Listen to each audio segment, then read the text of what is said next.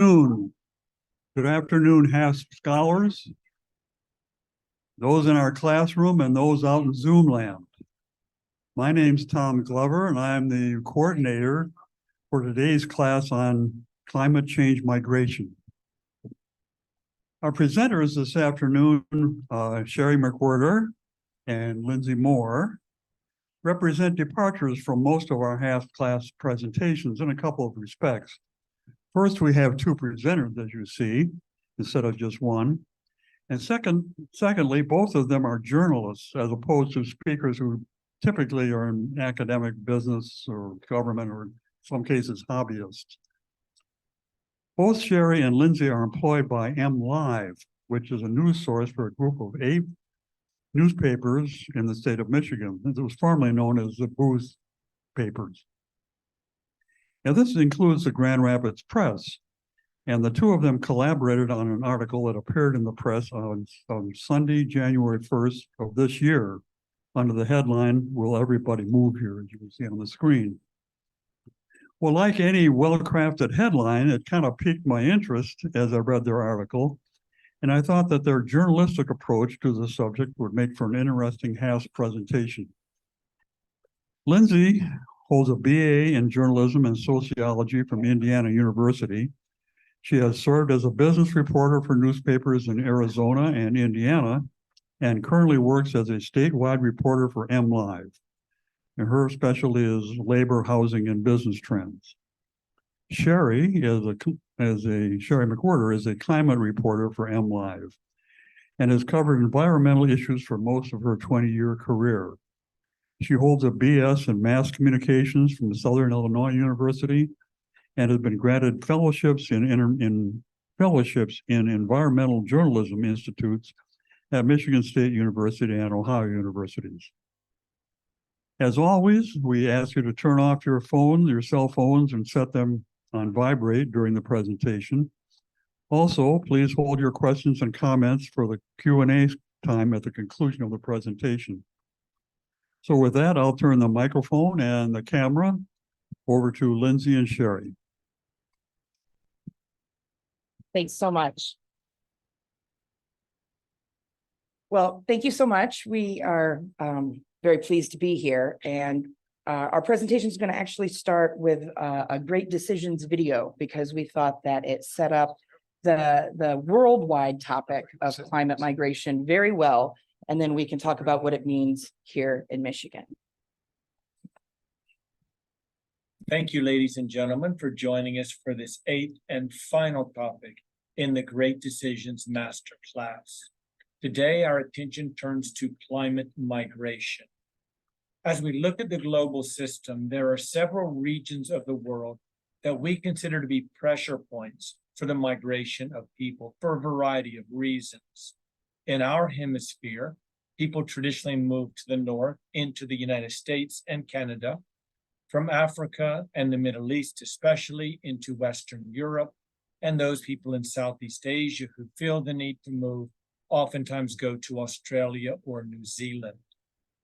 The response of Western nations to migration has varied along this spectrum, from soft line, represented by a desire to accept all migrants, to a more hardline position where migrants in general are rejected. Neither of these extremes is tenable. We cannot simply allow migrants to enter our country unfettered. At the same time, the humanitarian impulse and the needs of our country long term tell us that at least some migrants must be accepted. What we're left with is the very difficult policy process of managing the flow of humans as they cross international boundaries. Managing migration happens in stages. If people from country A are moving to country B, there are 3 basic places where flows of migrants can be managed.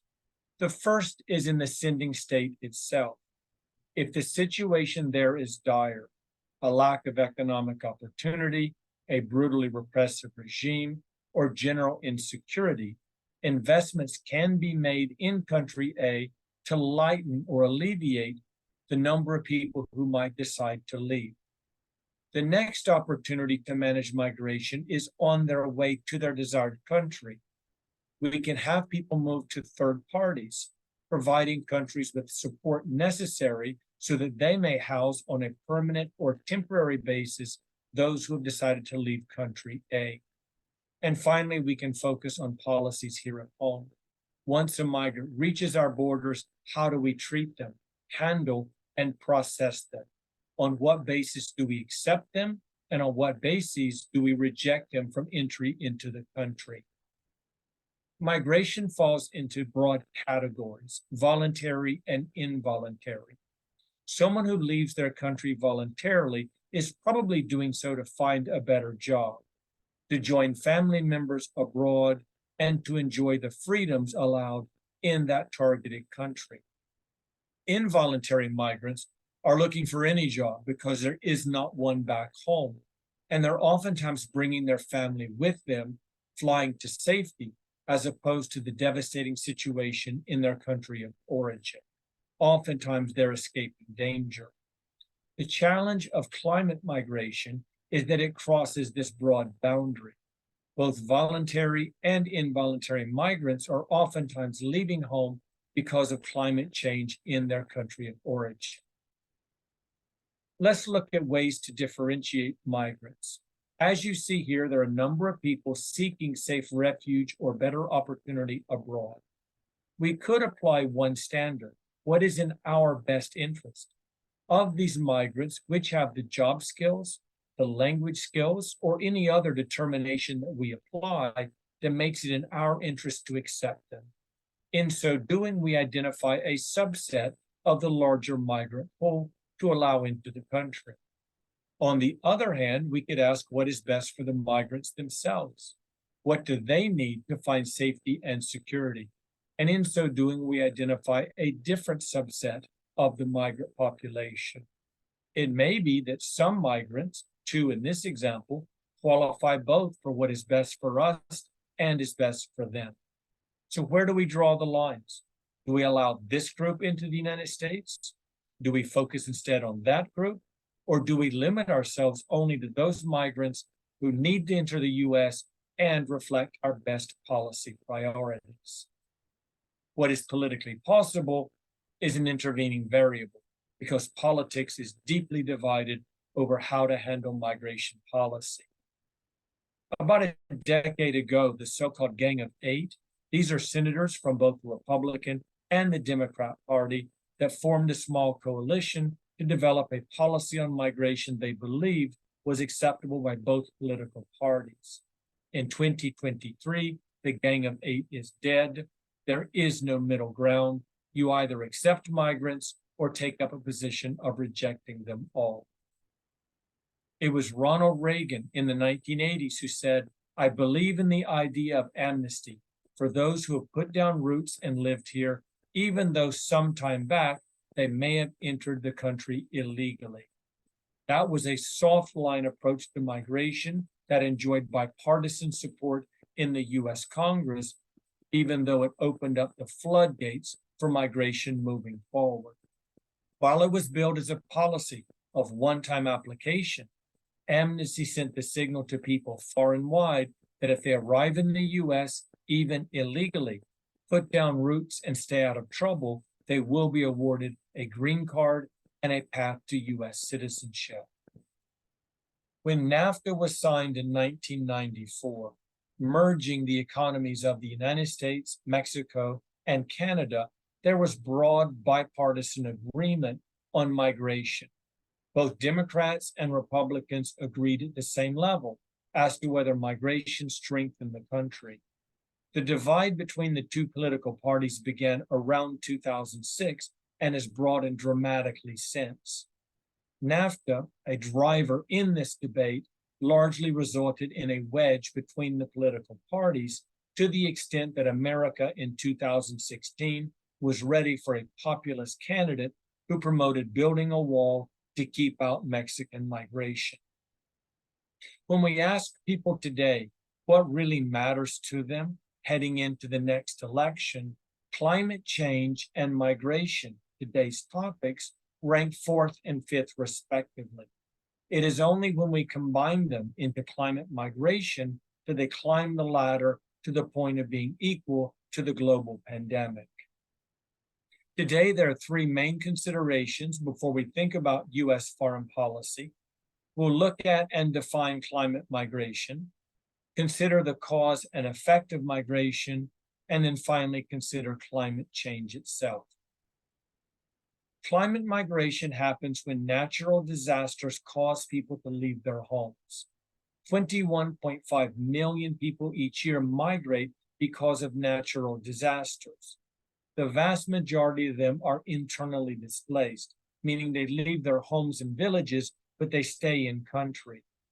The experts estimate that by mid-century, because of global warming, sea level rise, drought, and forest fires, all driven by changes in the climate, that number will climb to some 140 to 1 billion people worldwide, and they will be international refugees, crossing boundaries, entering Europe, Australia, and the United States principally. Climate migration happens in two stages. First of all, people move from their farms, from rural areas, because there's no longer the feasibility of growing food due to climate change. They move into population centers where they become impacted and feel the need to move abroad. They do that in the second stage of climate migration movement. A dilemma is then faced in the new host country. Do we accept these migrants? Do we send them back across the border? Do we try to fix the situation back home so that they can return to the country of origin? As we look at our area of the world, the southern United States and Mexico, it's pretty clear that levels of extreme or exceptional drought are happening on an annual basis. This drives Mexican farmers to the cities and on to the United States. Worldwide, the projections for the decade of the 2030s are rather dire. Drought is anticipated in much of the areas of Asia, Africa, Latin America that have been driving migration for the past generation. If we look to the law for a solution, we find a gaping hole. Migrants of opportunity are largely covered by domestic laws. Unless someone is forced from their home out of a well-founded fear of persecution, domestic law allows us to reject them. If they are seeking refuge and are asylum seekers, there are international laws that exist that condition our domestic response to refugees in asylum categories. In between the two, we find climate migrants. They are not covered by international or domestic law very effectively. We do have an interesting case study, considered a landmark decision back in 2020, when a man from Kiribati, a sovereign nation in the Pacific, made his way to New Zealand, forced from his land because of climate change. His asylum request was denied by New Zealand. A United Nations Human Rights Court, however, ruled in his favor, making him the first climate refugee in modern world history. Let's now look at cause and effect. Codifying rules to deal with climate migrants is incredibly difficult, because when we see people in a country of origin decide to leave for some reason, our decision on whether to accept or reject them is determined by the reason for their departure. If it was war and violence, they may be asylum seekers. If it's for economic opportunity, those asylum laws don't apply. And for sheer poverty, we're more than likely to say they're not genuine asylum seekers. The problem is that climate migrants are driven out of their country because of poverty, the loss of jobs, and oftentimes climate change leads to war and violence at home. It makes it very difficult to differentiate those who are seeking safety from persecution from those who are simply looking for a better place to live. The United Nations High Commission for Refugees has 90% of refugees under its mandate as being from countries on the front line of climate emergency. This sounds like the overwhelming majority of refugees are indeed climate migrants. That, however, is not the case. It's a misleading statistic, because if we look at all of the global undocumented migrants, those under the mandate of the UN High Commission is a very small percentage. Only about 10% of all global migrants are covered by the UNHCR agenda and mandate. Climate change, of course, is a focus of this lecture and this foreign policy great decision. What is certain about climate change is that it's happening. People can debate the causes of climate change, but there's no doubt that the air and the water are getting warmer. The implications of this climate change are borderline overwhelming. The solutions to solving it are complex and multifaceted, requiring cooperation among many nation states. And within those nations, there's a great political divide over what to do about the changing climate. There are three key actors in the United States in dealing with climate change related issues: the scientists who present their data, the elected officials who must make the laws, and the general public who must support those elected officials. Back in 1987, there was a consensus in the public, among the scientists and elected officials, that chlorofluorocarbons were eating a hole in the ozone, protecting the Earth. As a result, the Montreal Protocol was reached, the United States was a full-fledged supporter, and the ozone was protected moving forward. We simply changed the way that we cooled air for air conditioning purposes, and we banned aerosol sprays. That sort of widespread agreement is essential for successfully addressing climate change challenges. Confronting climate change. Many argue for more actions, while others argue for less action. The problem with the public in the United States is that we are equally divided between and across this spectrum of action. Climate change itself is changing. 40 years ago, we talked about global warming. That language turned to climate change, which is much more digestible for the American public, because oftentimes climate change involves a cooling of the weather as opposed to simply warming. Climate change is now giving way to what we call extreme weather, something that everyone can see happening around them and that both political parties can rally around to confront. The costs of extreme weather are growing exponentially. Between 2000 and 2021, on average, we spent about $32 billion per year in addressing extreme weather disasters. In 2002 alone, that total reached $65 billion, doubling the annual average. And that is before we add to it the catastrophic cost of one Hurricane Ian, which struck the southwest area of Florida. That nearly doubled the extreme weather cost in 2022. Only a few weeks ago here in Florida, a minimum level 1 Hurricane Nicole hit the southeastern portion of the country, adding another $500 million in expenses. Environmentalists argue that not only is less action not desirable, but that more action isn't enough. We need to take massive action to address the climate change crisis that the world currently confronts. We saw this graph in the very first lecture on energy geopolitics, where the amount of money the United States would need to spend moving forward is more than triple our traditional spending levels in addressing climate change and hitting our 2030 goal. This is highly problematic financially, even more so when we consider that as we invest increasingly in solar, wind, and water sources of energy, this is a highly inflationary force that raises the cost of investment.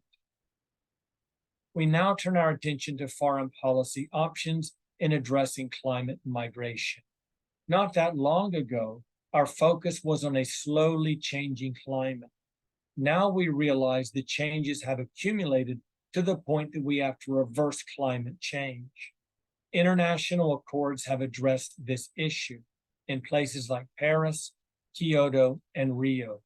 But increasingly, it appears that we're headed for a hot planet no matter what we do, that we're going to have to respond to a world where certain portions are simply no longer livable and where agriculture is increasingly limited in where it can be grown. The American intelligence community and the Pentagon have reached this point of discussion. Recently, the Pentagon has concluded that climate change poses a risk to our national security. The military has been dragged into the political fray, as governors from Texas and Florida bus migrants in their states to Washington, D.C., the Pentagon has been asked for assistance in helping with that transport and later guarding those migrants upon arrival. The U.S. intelligence community issued its first national intelligence estimate on climate change, focusing on cross-border geopolitical flashpoints. What it is stating is that climate change is causing conflict abroad that is forcing people to cross international boundaries. Our ability as a nation to formulate policy to address climate migration requires agreement across many boundaries, political and international. We need a domestic policy that addresses climate migrants, coordinate that policy with other nations. We cannot look at migration in a vacuum. It originates across international boundaries. Those migrants flow into the United States. For this, we need long-term bipartisan political consensus that's based upon a broad level of U.S. public support and buy-in. When we don't have political bipartisan consensus, which we clearly don't, that undermines any broad base of American support for the policies that are necessary. Bipartisan agreement is necessary. Partisan divide represents a significant obstacle to successful policy formation. We have options at our disposal. We can focus on our own border. We can attempt to divert migrants before they reach the United States, or we can aid those countries, places like Honduras, Guatemala, Mexico, and Venezuela, that are primary sources of migration in our hemisphere, where people are seeking refuge in the United States. I'd like to thank you all for joining us for this 8-lecture master class in U.S. foreign policy. We encourage you to stay engaged and make great decisions.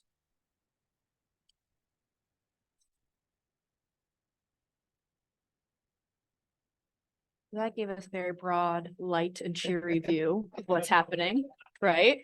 But I mean, when we went into this reporting project, we said we cannot be doom and gloom. We have to talk about what's happening here at home, what's moving forward, what's working, what we need to plan for.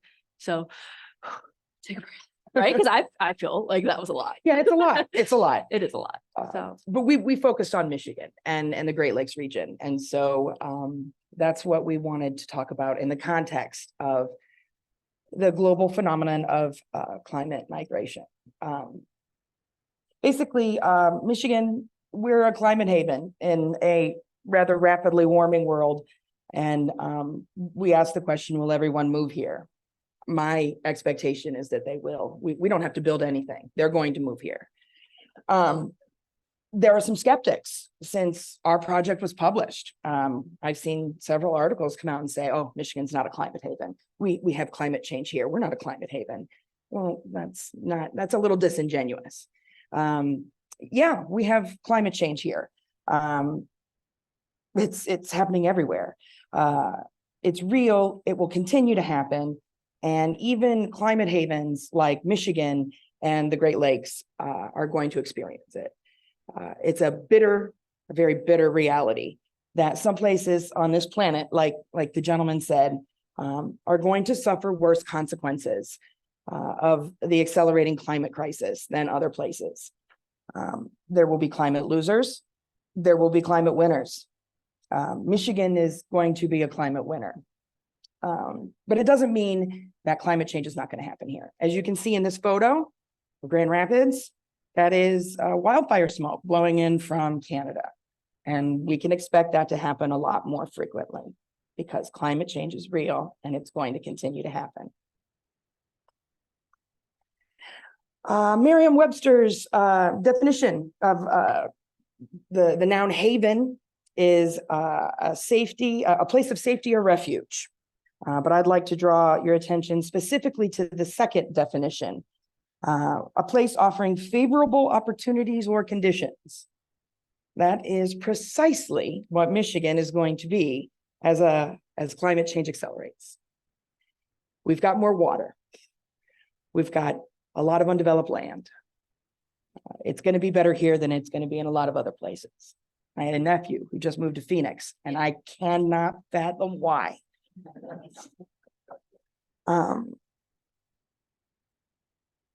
So Michigan looks increasingly attractive in a country where wildfires turn million-dollar mansions to ash in California.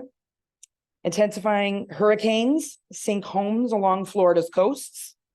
Cities like Las Vegas and Phoenix face the alarming reality that the Colorado River will no longer sustain them. However, Michigan has our two peninsulas. We have ample fresh water in both places, whether you live in the UP or the Lower Peninsula. We have lower temperatures, vast swaths of undeveloped land, and our governor is thinking about this issue. I've talked about it with her a couple of times. Last year, she said, quote, "The whole world is going to want to come here and take our water. We cannot let that happen. But what we can do is have a strategic plan for population growth and management of our natural resources."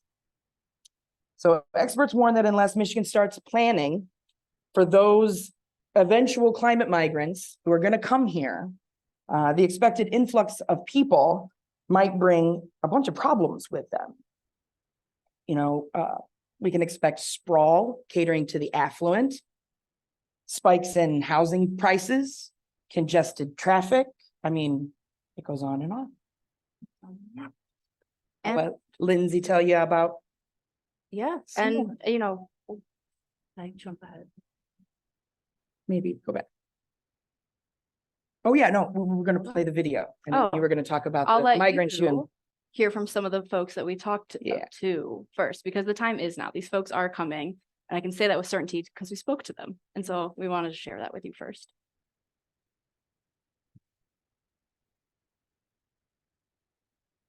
Wildfires began raging in Oregon and on the West Coast, with smoke spreading essentially everywhere.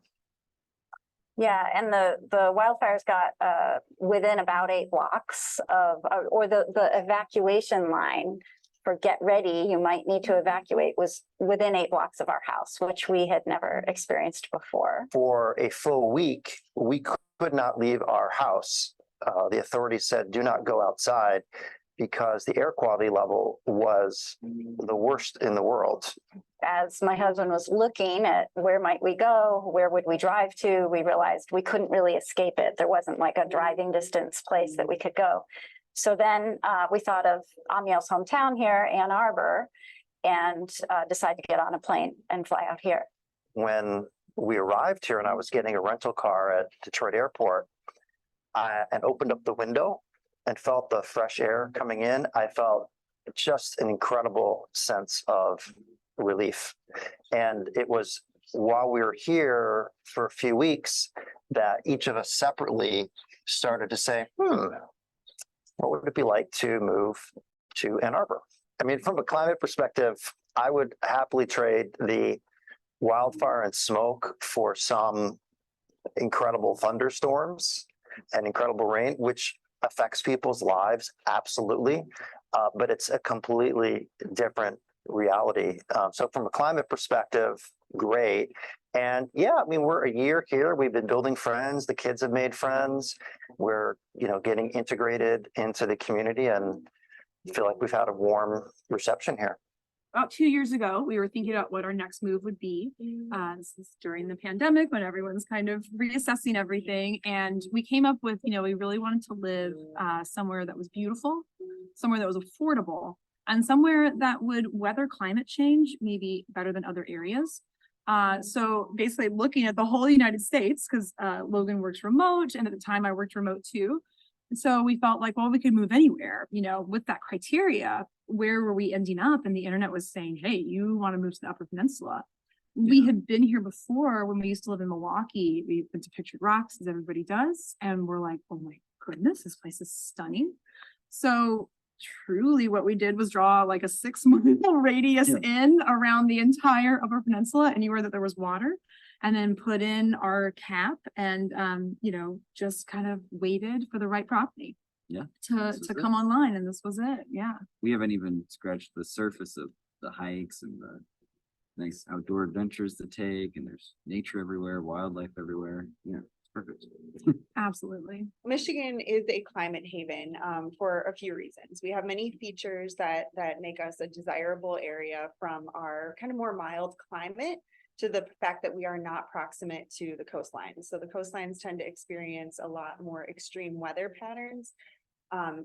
If you look at what's going on across the American West, we're seeing extreme mega droughts. We're seeing you know, really strapped energy infrastructure, as well as forest fires. And so those are creating the circumstances where people, you know, are looking for places that are more habitable, that are cheaper, and that have more favorable climate. So Michigan ticks a lot of those boxes. The fact that we are home to 20% of the world's fresh water makes us highly desirable from kind of a longevity standpoint. Doesn't it make you kind of emotional to look at all that beautiful Michigan scenery? I think that this project really humbled us going through and realizing how good we have it. But so I started that saying, you know, the time is now, because when Sheri and I went into reporting this, there was a healthy dose of skepticism of, is this happening? If you look at our census trend line, it doesn't look great for Michigan. I mean, 2020, we even, you know, lost a congressional seat over it. And so this really took a lot of work to kind of prove a point that this is not going to be an influx, a deluge of new neighbors. This is going to be steadily over time, much like climate change itself. And I think what that video does beautifully is shows you that it's really until climate change knocks on your front door that you have to assess if you're going to make a change for quality of life. And so it is happening now, because as you've seen throughout the pandemic, we're not tethered to our downtown offices anymore. And so the folks that I got to speak from, they were coming from Washington, Missouri, a lot from the Southwest. They're coming from congested cities. They're coming from places where the humidity feels like it's choking them, where the wildfire is literally choking them, and they're duct taping every crevice of their homes. You know, people are coming here for a lot of the reasons that you heard: the green space, the water, just some fresh air, right? And so I think that, you know, what we need to focus on, and what this project focused on, is how do we plan for them? Because, you know, ready or not, they've already started moving here. And so a lot of climate migration and the studies around it is really looking at those big weather events, those, you know, sinking coastlines, the hurricanes that are hitting the same spot back to back, the wildfires that are worse every year. And it's kind of the combination of all of that will move people. But more than anything, what we heard from researchers at U of M is that the first group that's going to move and that is moving are going to be the ones that can, right? So we kind of saw that in the broad view of that as well, the migrant of opportunity. Do I have family already here? Do I have a remote job? Do I have money to buy something in a very desirable place? And Sheri and I were really mindful of that reporting too. And we'll get into some of that wealth gap that's going to happen as we see these migrants come. But more than anything, I think the frustration that we found throughout this is that the research is lagging a bit. There were several times that we would find just the right researcher that's doing this work and they hadn't published yet, or, oh, give me a couple more years, a couple more data sets, that sort of thing. Because I know that the question on your mind is how many people and when. And I cannot answer either. But I can tell you the underestimate is tens of thousands in the next 30 to 50 years. So we got a huge timeline that we're working with here. So stick with us with, you know, what we know now, right?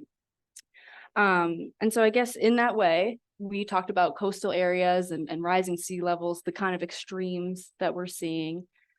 We're also seeing people really move to the spots that we already like, right? There's a reason everybody likes Traverse City, and there's a reason why the home prices are skyrocketing, because everybody wants to be there. I do a lot of housing trends in my reporting as a statewide economy reporter, And Traverse City is the number one spot I'm always looking at in terms of, what is the trend showing us?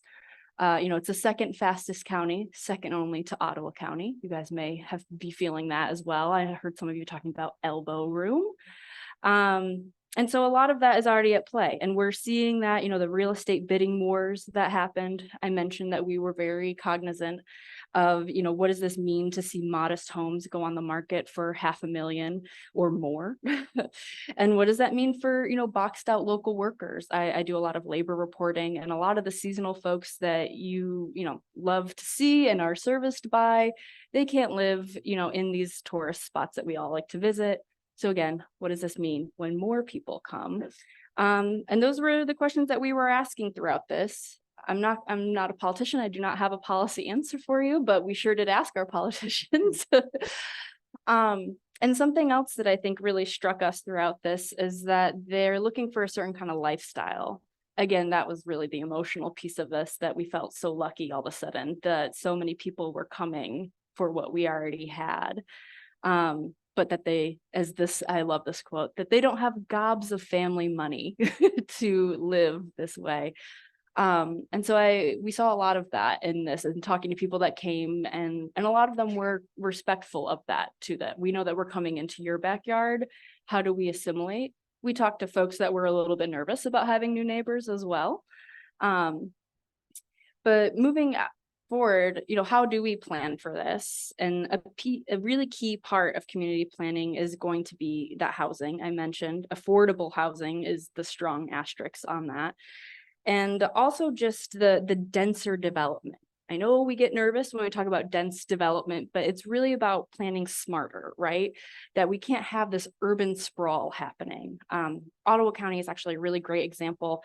I talked a lot with their water resource team there, that they're already finding that because they're seeing double-digit population increases, that people are going further out into the county. And so that means that more people are drilling groundwater wells. The county was not ready for that. It's not set up for that. And so it's becoming, an issue that they didn't foresee happening this quickly. They described themselves as the canary in the coal mine. They need to figure it out so that Michigan can figure it out, so that other climate havens can figure it out, that if we have more people spreading out, what does that mean for infrastructure? What does that mean for roads, airports, and of course, water? And so that also means not only denser, but let's think, connected to public transit. I appreciate it looks like you biked here. So that means more biking, more pathways, things of that nature too, something sustainable. So it's a lot of long-term thinking happening. Nope, go back. Oh, I apologize. So after we published our big project and at the very beginning of the year, we've done a little bit more reporting on the subject. We've checked in with our climate migrants that we talked to see how they're getting along. Big surprise, they love Michigan. Yes, can't wait to tell you that. Yeah. And then I found this research group that had put together a handbook for communities, so-called climate havens, how to get yourself ready, what to think about. So a national nonprofit called Enterprise Community Partners said that if these places, climate havens, continue to ignore the phenomenon of climate migration, it's only going to exacerbate the strain, perhaps even heighten conflict, whenever climate migrants do begin to arrive in greater numbers. Like right now, it's a trickle, right? You get the really climate conscious people who are like, oh yeah, we should move someplace that's got a better climate.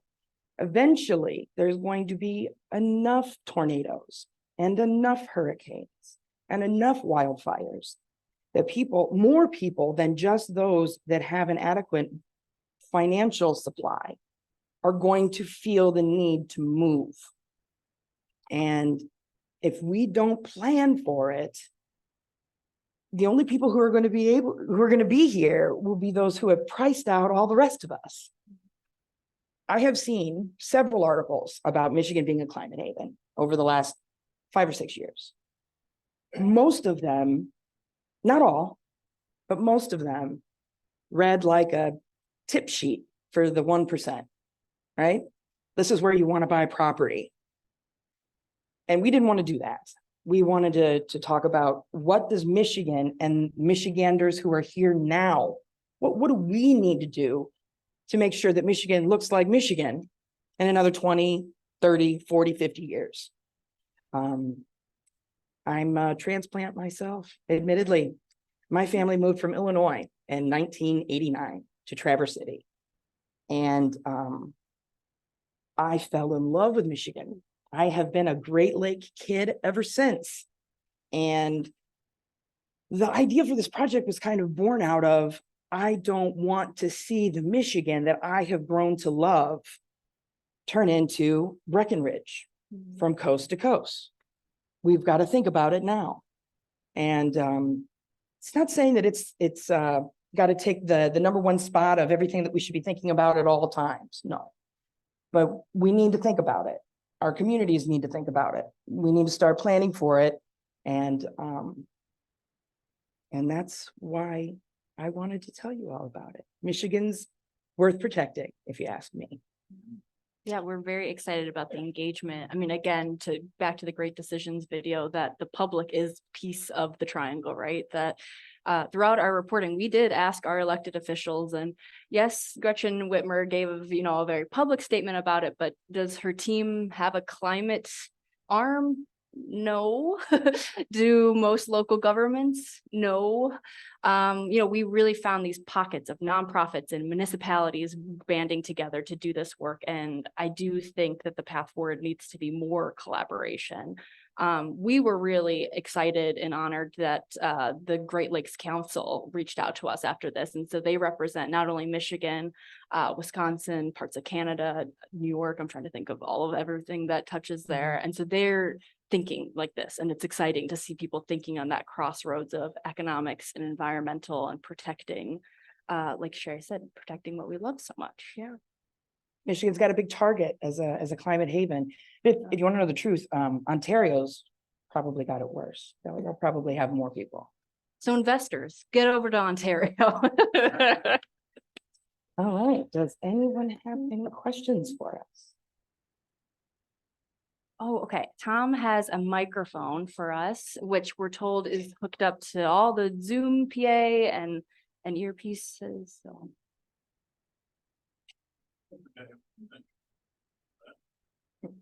At the bottom. Amy, could you help us? Hello, There you are. okay. One of the things I haven't heard mentioned is the immigrants, the people that don't speak English, the people that are here to do jobs we won't do. People who come here out of desperation. But more than that, I've talked to many of them. I speak a little Spanish, I've talked to them. And they say they didn't realize that life could be like this. They want to come here for all different reasons, but the same basic reasons. It's a nice place to live, but we reject them solidly. We don't want them here. I mean, there's a lot of people coming here. Some of them are very well educated, but as soon as they look dark-skinned and speak a different language, they are treated way differently. We are trying to work with that problem. It is a problem. They aren't going to stop coming. And we aren't going to do those jobs. We need them to do those jobs, picking apples, picking blueberries, digging evergreens, all kinds of jobs we won't touch. But we can't keep on rejecting them, say, okay, you come here for the summer, but don't you dare stay for the winter. We want to throw them out. So what do we do about that problem? That is a huge problem. I know the city of Holland is contending with that. They are building some, what they call livable housing, livable wage housing. Right, the last time I heard was probably in 2021. They said for a family of 4 to live in Holland, you wonder why we got 2 income families. Family of 4 to live in Holland had earned $64,000 a year minimum if they were to live in Holland. What do we do with these people that keep floating in to do the jobs that we won't do, that we keep trying to reject? And yet we found out that they become acclimated, they go to school, they become our doctors, our lawyers, our electricians. They're mostly good people. They aren't what the media tries to paint them as. That's my question. It's been dropped. It hadn't been mentioned at all in here, but Yeah, you're right. there's a lot of them. I know there's one neighborhood that's mainly Bosnian and Polish. Yeah, you're right. Yeah. We didn't address international migration in our project. We focused on the migration within the United States. Like, once people are in the United States and they have to choose where to go, my money's on Michigan. So that's what we focused on, but you're absolutely right. It is a problem. I live in Traverse City, in the heart of Michigan's fruit belt. I'm incredibly aware of migrant populations and their necessity. And you're right, there's a lot of jobs that Americans tend to not want to do.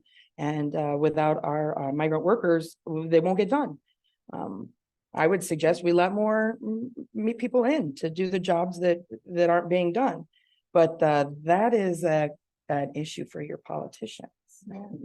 I would also love to direct you to some other MLive reporting that I did in 2020 or 21 about exactly that issue of, you know, who makes Pure Michigan run, our agriculture, our hospitality, all of the things that we put on a billboard. You're absolutely correct. It's migrant labor. I would love to send you some links and we can really get into some interesting policy stuff, but that's, yeah, it's a little bit outside of what this project did.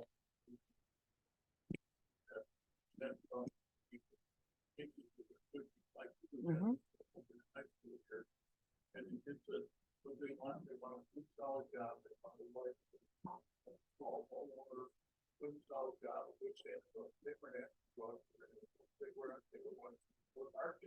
Yeah, I know. I think you're making excellent points. Yeah. Sounds like they know what everybody in this room knows. Michigan's a great place to live. Yeah. I think we have a question in the back. Yeah. Yeah, please. What can we do about our, when we have politicians or leaders who are climate deniers? We're kind of stuck there.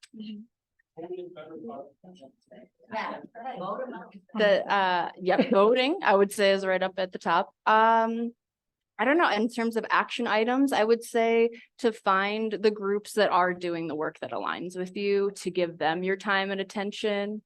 I'll say this. I found a silver lining in this reporting in Southeast Michigan. There's 7 municipalities all around Detroit that are really working on infrastructure.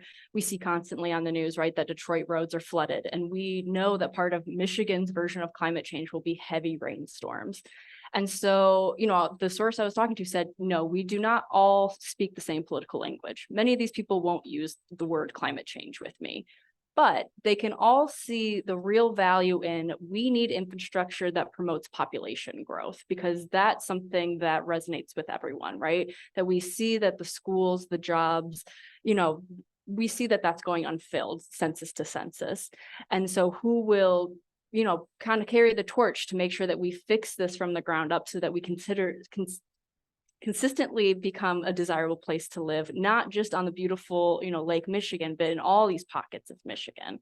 So that's what I would say. Maybe you approach it differently. Approach it from the economics. Say, we're going to lose out on people if we don't really come together and address what's happening here, whether that's a water infrastructure, that's sprawl, there's heat pockets, in our more dense cities. Those are part of climate change, but if you have to work around the language, I guess that's my best advice on that.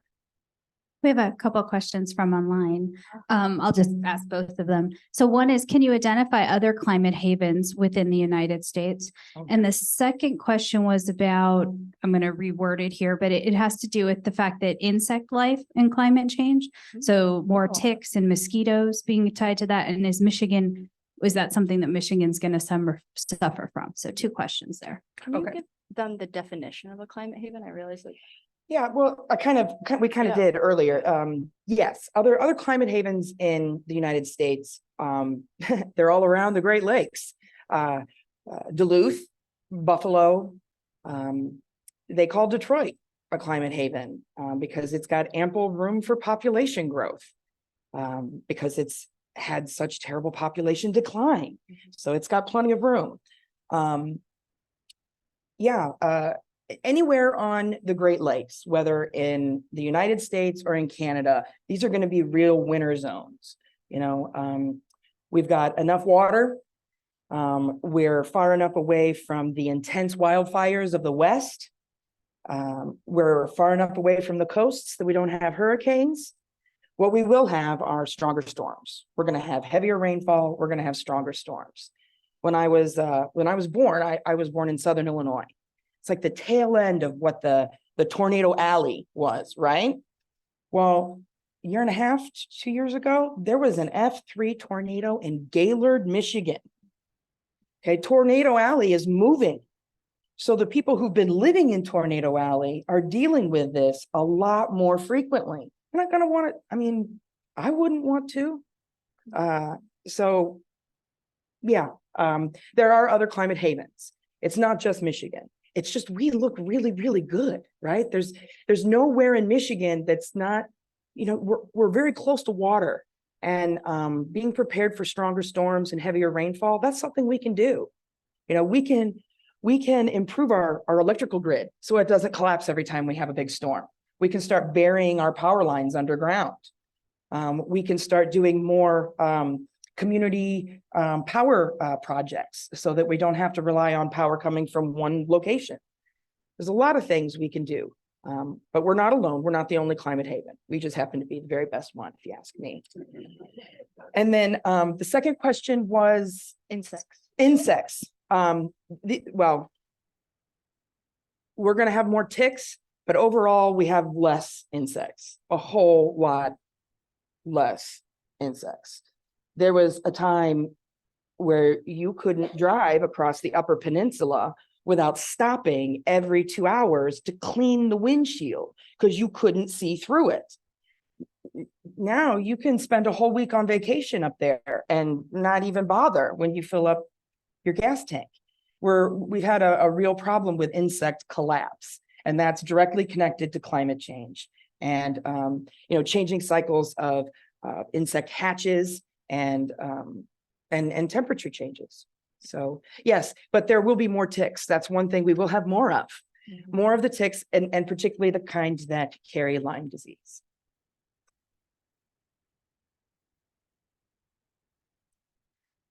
Which I will just, while we're getting the mic over, I will highlight that Sheri does some fascinating wildlife and climate reporting, and just spent a couple of days, weeks at Beaver Island. Fascinating read. Go ahead. You mentioned some of the other climate havens. Are there any examples of places where they have developed some coherent policy that we could learn from? Duluth is on top of it. They have been called climate-proof Duluth for about the last decade. And the folks who are running that community are really hip to that. And it's an interesting city because it's built on like an incline from the lake. So they don't have anywhere to grow, right?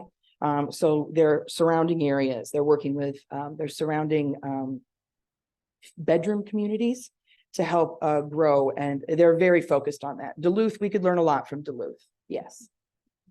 And I will say Ann Arbor really was Yes. very much ahead of the rest of the Yeah. state for a local kind of playbook.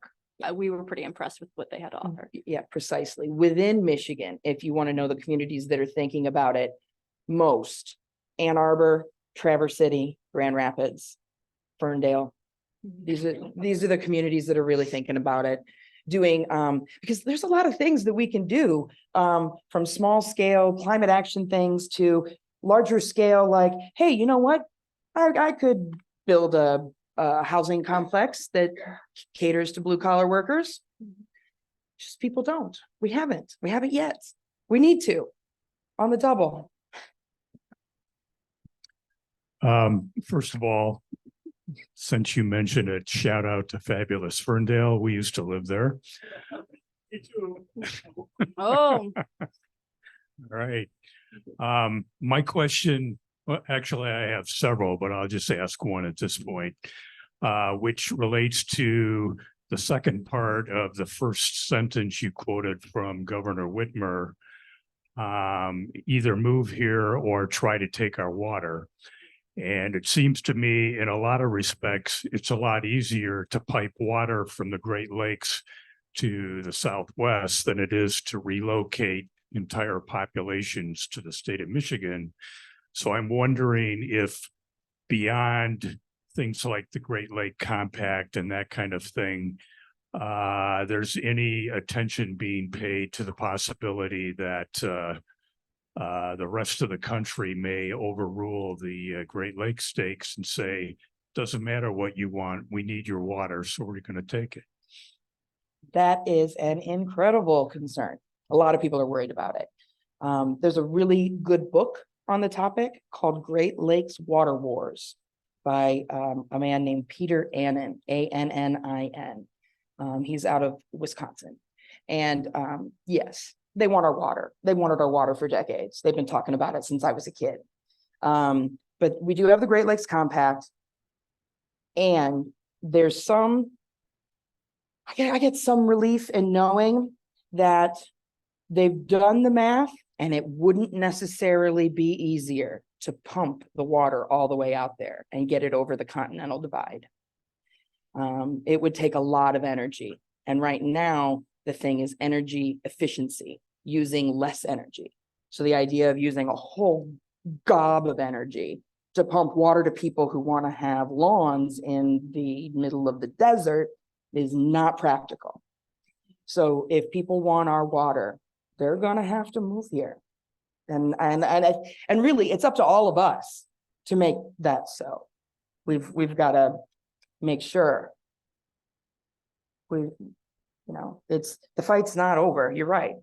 They'll try to challenge the compact any year now. Will you give us the SparkNotes version of the compact for you? The Great folks? Lakes Compact is a binational agreement among all of the Great Lakes states and the Great Lakes provinces in Canada. We've all agreed that you can only use water, diversions out of the Great Lakes have to stay within the basin. So within the Great Lakes basin. And the only communities that are allowed to have water outside of the basin are those that live right on the edge. And in fact, one community in Wisconsin just had the water turned on. They live right on the edge. And it was a big legal fight. It didn't come easy. It was a lot of years. And but they're right on the edge. So they're within the parameters. But you're right. Boy, the Southwest wants our water. I cannot fathom why my nephew moved to Phoenix. It makes no sense. None. We have You didn't another see question from online here. Do you see climate forcing permanent relocation or simply increases in tourism? Does the state benefit from both? I can tell you both. I live in Traverse City. I am very familiar with the concept of an up north house, an up north cottage, an up north cabin. Sometimes those cottages and cabins are actual whole houses or even mansions.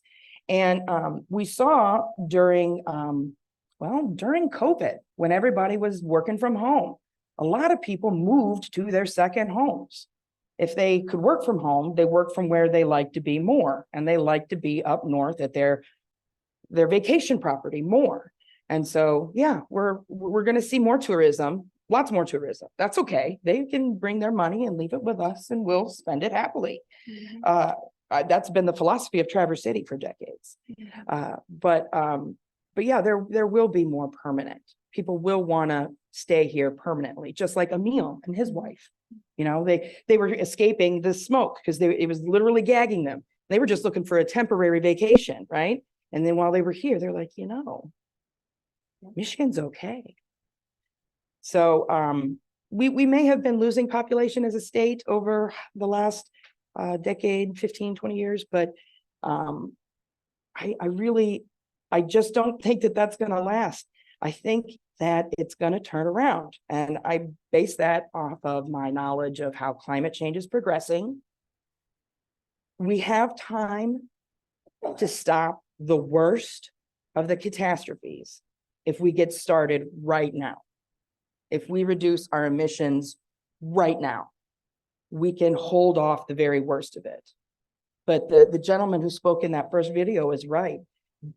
It's gone too far for some places. There are some places on this planet that will be sacrifice zones, and we've done it to ourselves. One other question online. Sorry, Lee, then you can have that microphone. Do you know if there has been discussion about establishing a climate change committee at a governmental level here in Holland? Also, do you know of any local politicians or climate knowledgeable lay people attending the COP24? Ooh, I wish, boy, do I wish that somebody from Michigan was going to the COP. That'd be great. I don't know if Holland is, but I would suggest that they do. I think every community in Michigan should put together a committee and start thinking about these things, even just start talking about it now. We did hear from the city of Detroit after this project came out Yeah. that they have a specific person very much in this pocket. So it can be done. It is being done. Don't know that it's happening here yet, but and same with the governor's team seem to be the real governor's interested. and let's be after the clear, fact. Yeah. let's be clear, the governor's team, it's not that she doesn't have anybody working on climate. They're working on emissions reduction, right? That's what their big plan is. She came out with a climate plan a year and a half ago, My Healthy Climate Plan. That's an emissions reductions plan. That's how to stop emitting so many greenhouse gases as soon as possible. What we don't have as a state is a sustainability plan. How do we live like this now plan? And I would encourage everyone to encourage the governor's office to develop one. Yeah. And your local communities. We all need to be thinking about this if we want Michigan to stay our beautiful Michigan. Any more questions? Looks I'm getting like lots a of couple. Yeah.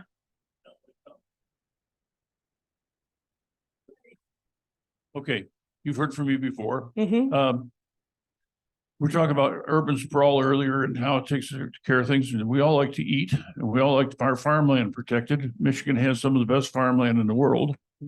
And yet we're gobbling it up with developments and housing things. And I know Zeeland Township has recently passed some ordinances that said no developments of condos or apartments or housing beyond this mark, trying to preserve the land that is, but that's going to raise the prices of the homes that exist in the area. It's got all kinds of bad effects. I agree with preserving farmland. I agree with being able to feed because I like to eat. And we have to preserve our farmland. We have to keep the prices in line. You look at the Ogallala aquifer, used to be one aquifer, now it's 4, and it's rapidly emptying. So they're going to lose that very vital food raising area. We keep building homes over our best soil in the world for raising crops. I don't know any answers to that, but it's almost an insurmountable problem for us. I'm not sure that I'm not sure that I have an answer. I would say that we have to be very careful about our planning going forward. We need to be preserving green space because certain green spaces are very valuable for carbon sequestration and for quality of life. Okay, so we need to plan where we're going to preserve green space, where we're going to preserve farmland, and where we're going to build housing, because we've got to build a lot of housing. And I mean a lot of housing. And some of it's going to have to be dense. Some of it's going to have to be apartments and condos, people who are okay living in tidy little cozy suburbs. That's what we're going to need. We're going to have that many people. Now, oh yeah. Yeah, and places where you have lots of acreage, they're being gobbled up. So the only thing I can suggest is to encourage your communities to focus on their master plans and be very careful about deciding where do you want to preserve green space and why, where do you want to preserve farmland and why, and where do you want to focus your housing, because they're all valuable. We need all of them. That's right. Yeah. Actually, that was one of the quotes we had from Nadine, who said, you need gobs of money to live here. She was a wine farmer in Oregon, for a grape farmer, and she came over to Leelanau County and could not believe how great the soil was and was so, in all of this, but then couldn't believe how many farms had just left, was left deserted, that they didn't build on, and also, nobody took over. And we see so much of that, the suburbs are just kind of grazing over farmland, or it's going, it's getting bought out from families. And I agree that that's something that I think the master plan is a great place for the public to put their energy in and to ask Yep. questions. Just this summer, I saw, I don't know how many 100 acres of tart cherry trees bulldozed in Traverse City. And those are gonna become condos. You had a question? I'm just curious, are there other climate havens beyond the Great Lakes region in the United States? Where are some others besides here? Yeah, the New England area along the St. Lawrence Seaway. So, I mean, really, it's the Great Lakes and the St. Lawrence Seaway. It really is. I mean, there are parts of Northwest and into Canada, but they've got wildfires and they're only getting worse. To me, it's all about the proximity to water. And so being close to the Great Lakes or the St. Lawrence Seaway, that is where it is. It's worth noting too, that part of the climate haven definition is that socio-political part too, that, Michigan really stands out because of being traditionally purple, right? And so just the willingness to have conversations, the willingness to not deny climate change has to play a part. Not just do you have land and you have access to water, does your government actually value or want to discuss and plan for this is, all part of that as well. So, I'm sure I can see you mentally narrowing a list as well. Please. My question is that you're talking about Michigan becoming a sought after haven. What about jobs that will help support the influx of more people that not only want to come here as a haven, but also can have a decent lifestyle when they do move here? So are there companies that are showing greater interest in Michigan as a place to bring their company, hence the opportunity for more jobs here?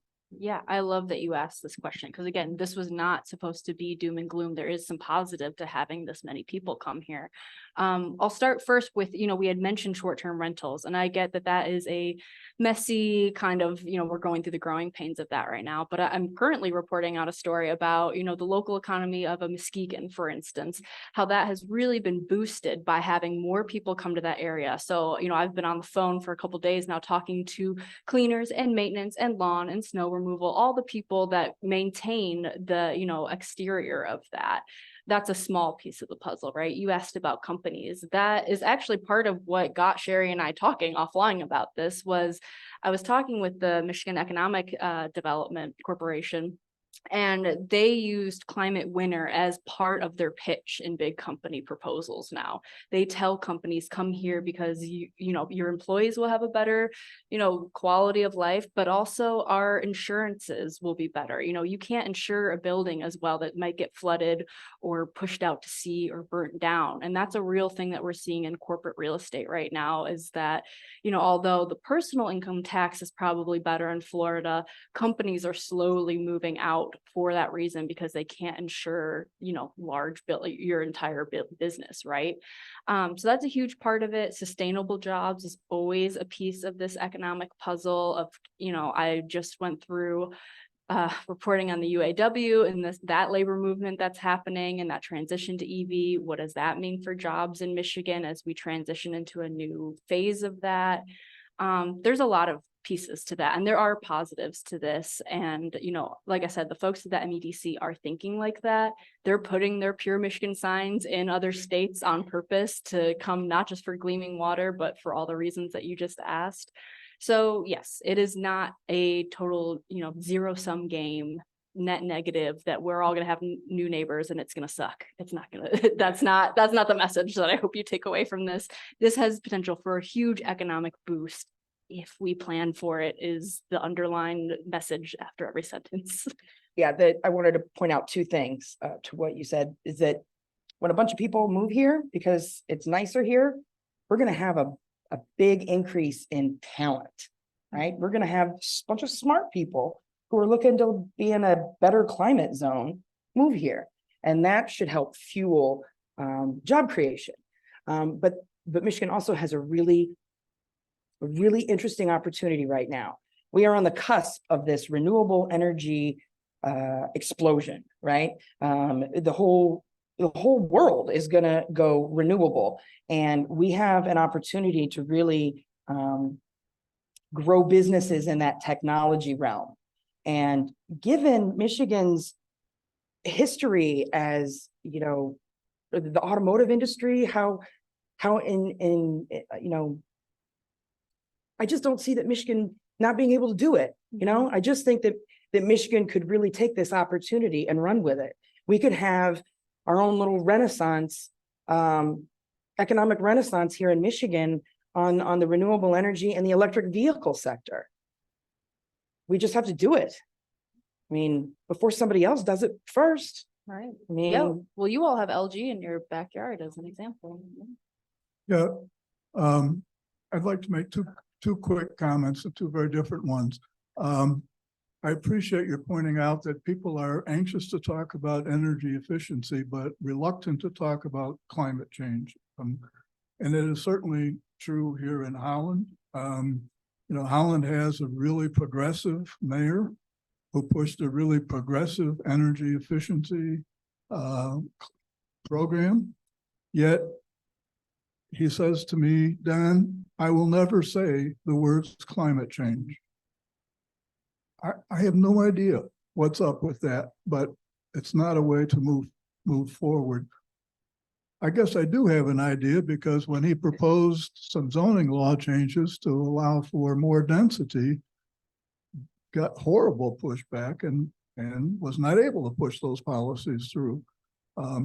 So I think one thing we can all do is just say the word climate change 10 times a day here in Holland until people kind of get used to it. The other comment, and this is not a criticism of your presentation, it's not what you meant, but I mean, the fight for resources that you're talking about is going to be minuscule, and in some senses sounds kind of selfish when you realize that when my 4-year-old grandson is my age, there's going to be billions of climate refugees. And protecting our property values or making those kinds of plans that you're talking about just pale in comparison. And I know that you know that as well. So in the end, it has to be an ethical question, right? And if we can't talk about climate change, talking about the ethics of what we owe to our neighbors around the world is just a long way away, but desperately needed. yeah, it is. And ethically, well, I'm less concerned about preserving property values than I am in providing adequate blue-collar housing opportunities everywhere in Michigan. Living where I live, I have seen housing costs. They're astronomical. I'm priced right out of the neighborhood that I grew up in. I'll never be able to afford to live there again. So yes, it's selfish to think about these things and to plan for these things. But what I think is that if we don't plan for a more equitable distribution of these resources, what we're going to end up with is it's going to be like Breckenridge. We'll have nothing but millionaires and billionaires. They'll have all the water and all the land, and we'll all be priced out and have to move to other parts of the country, which are less desirable. Yeah, it will. Yeah, It no, will. we appreciate you bringing it up. There's a lot of conversation going into this project about how we phrase things, how we present things, what we dig into. I don't know if this will resonate with you, but something that really struck me when we were talking about just like getting a hold on how much fresh water we have, that 20% number. If you compare that just proportionally, Saudi Arabia has 21% of crude oil. So if we're thinking about these valuable commodities and what is our ethical responsibility on how we use them, how powerful that makes us, that was something that really shifted in my mind. I'm not saying I have an answer, and I certainly don't know what Saudi Arabia should do with their crude oil, and I don't know what we should do with our water, but I do think that that really put into perspective for me long term what we're sitting on here. Behind you.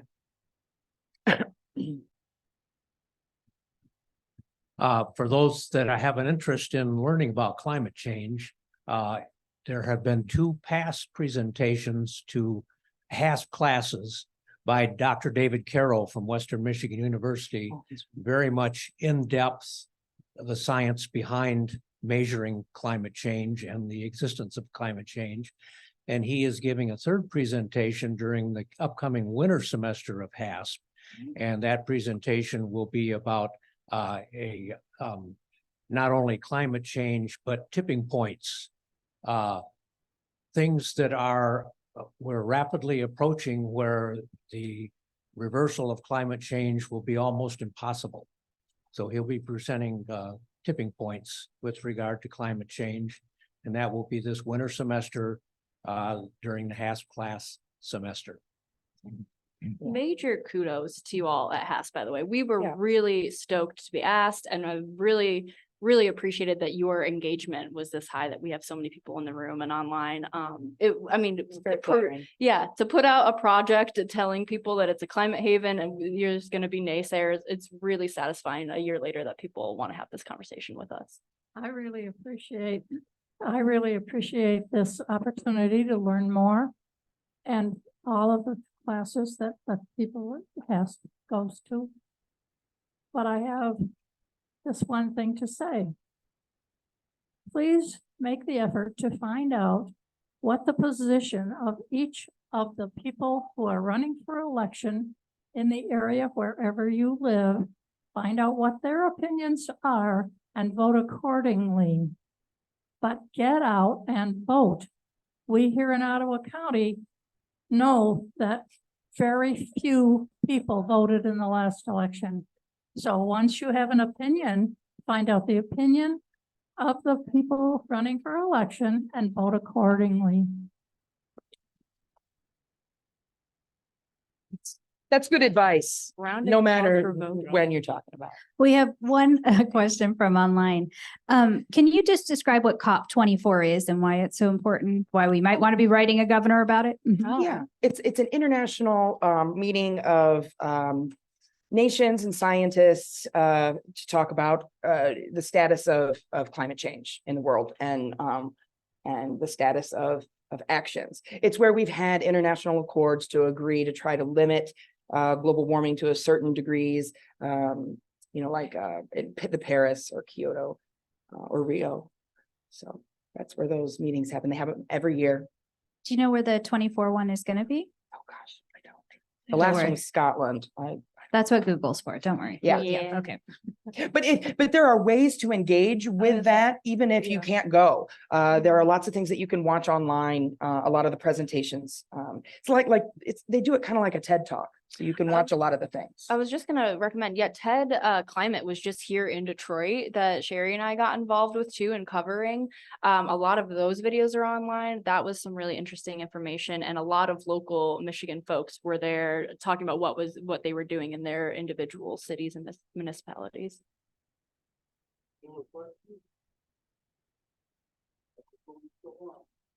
You said you had several. Let them rip. Pretty basic question, I think, is the state demographer or anyone else in state government have a database and a system for capturing the data that they're starting to use in terms of how many people are moving here because of climate, where they're going, what their demographics are, and where they came from? No, they don't. But there are people who are working on it. There is a researcher in Florida who started by researching where people are expected to go because of sea level rise. And his name's Matthew Hauer, Hauer. And he has some more research that's not yet published, so we couldn't tell you all the details about it. But he's studied more of this concept called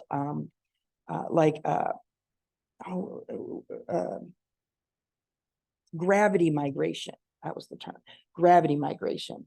And he's looking into developing more more ways of trying to study exactly where people are going to go and why. And he's basing it on, he's using databases from the Postal Service. And I don't really know exactly how he's figuring it all out, but there are people working on it. But the trouble is there's not a lot of people working on it. We had trouble finding people who had done any real research. There's lots of research on climate change itself, like what's going to happen, but where humans are going to go, we're just, the research is just getting started on it. But they are going to move. Some because they want to, others because they have to. Questions? You have any from online, Amy? Well, thank you so much. I'm really grateful for your Yeah. attention.